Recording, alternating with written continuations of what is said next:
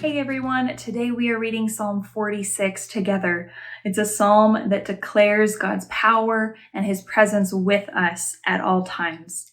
Martin Luther wrote a hymn that you may be familiar with called "A Mighty Fortress is Our God" that paraphrases the words of this psalm. And he can be quoted in the midst of hard times saying, "Come, let's sing the 46th Psalm and let them do their worst." Now, not that I want to tempt whoever them is to do their worst, but Martin Luther was getting at the truth that no matter what may come, we are resting in the promise that God is with us at all times. And that's just what this psalm says. In verse 1, the psalmist writes, "God is our refuge and strength, always ready to help in times of trouble."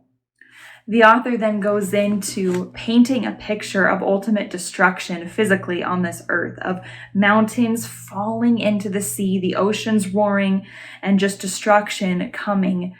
But in the midst of that, he says, "I will not fear," even in the midst of all of that destruction.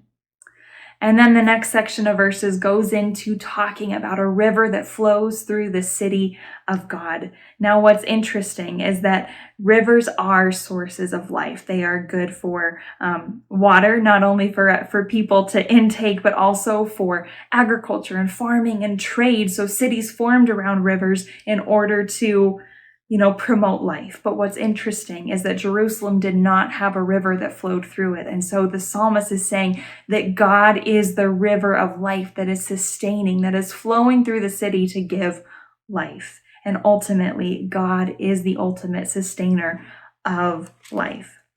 Now, the last part, the author goes on and says that there may be wars, there may be destruction that comes, but ultimately, God is victorious. That's a promise that we can take to our grave, that God is going to be victorious. And so the psalmist goes from this picture of war and destruction, but then the voice changes in this psalm. And instead of the psalmist talking, instead of the author talking, we hear from God himself. And this is what we hear him say.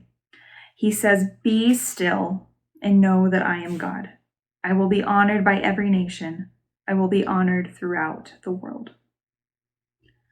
So in the midst of the destruction, in the midst of the chaos, we need to rest in the truth that God is victorious.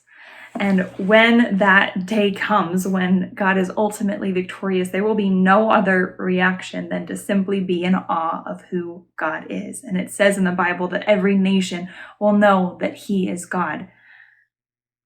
But until that time, I think what this "be still and know that I am God" is also an invitation to us today to take a step back from our life, everything that may distract, everything that may feel like destruction around us, to be still and remember who God is in the midst of that. And the truth is that we can take from this chapter is that God is our refuge. He's our safe place that we can go to.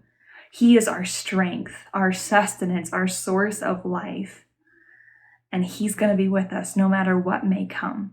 And as I said before, I don't want to tempt whoever them is to bring their worst. But we can rest in the promise that if the worst does come, that God is with us. God is always with us, an ever-present help in times of trouble. So grace and peace to you today. I hope that you have a wonderful day, and I will see you next time. If these devotional videos are helpful to you, subscribe to our channel and click the notification button so you know when we post a new video.